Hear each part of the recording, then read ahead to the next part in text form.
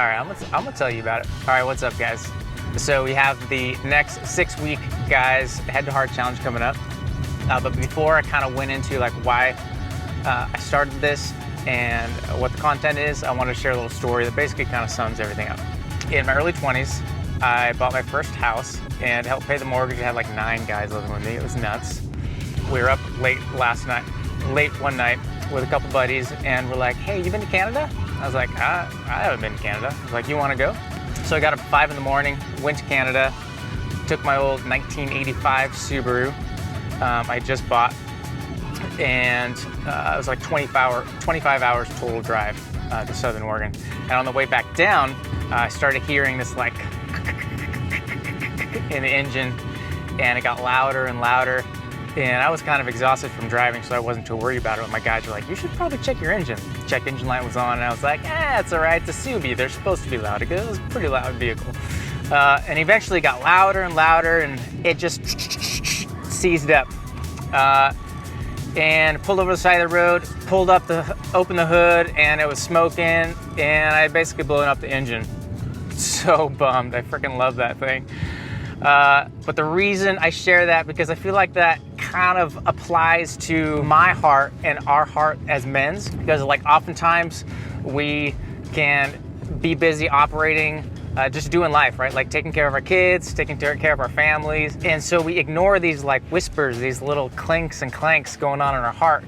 And we don't pay attention to them sometimes until it's like too late and our lives kind of explode, our engine world kind of implodes. My life exploded about 10 years ago. I was divorced with 3 little girls, bankrupt. I had a bunch of real estate, lost all that, and I was spiritually shattered. Most of my life I'd worked for nonprofits and churches, and I was kind of questioning everything I believed in. So it was a really intense time, and I just didn't know what to do.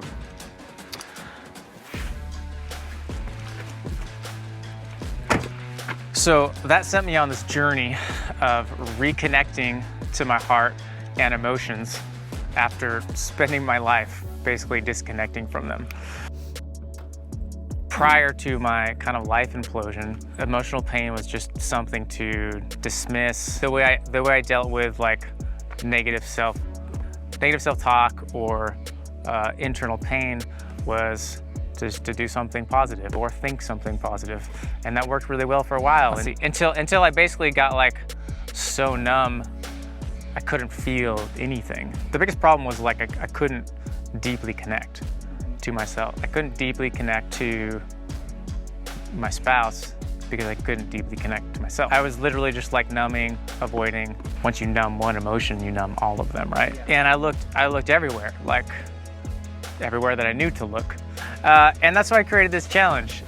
Guys like you and me who are just busy working, providing for their families, and guys who are noticing some early warning signs and aren't sure what to do about it.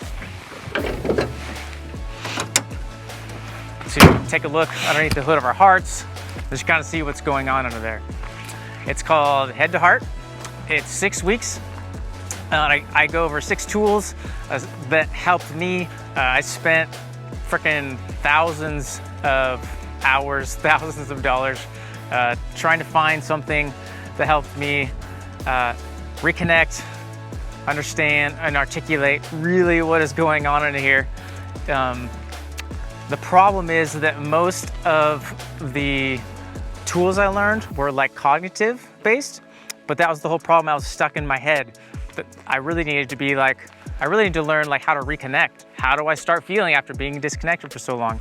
And it wasn't really until I learned the brain-body connection, how important the mind and the body is in this process. There's a lot of body tools I want to teach you in this course that helped me that I was totally unaware of before this. So we're gonna meet 6 weeks, for once a week for an hour and a half, and we're gonna unpack one tool each week together. It's gonna be fun, it's gonna be painful, it's gonna be worth it.